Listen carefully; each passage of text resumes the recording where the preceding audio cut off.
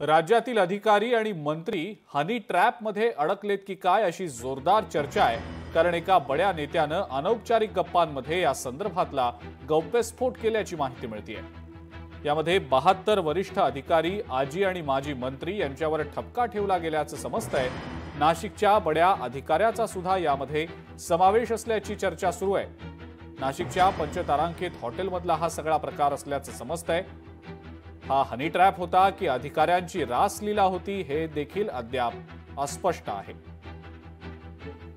या बाबतीमध्ये जी प्रथमदर्शनी माहिती जी मी घेतलेली आहे ती ठाण्यामध्ये फक्त एक अशी तक्रार दाखल होती, परंतु ती तक्रार देखील त्यांनी आता मागे घेतलेली आहे।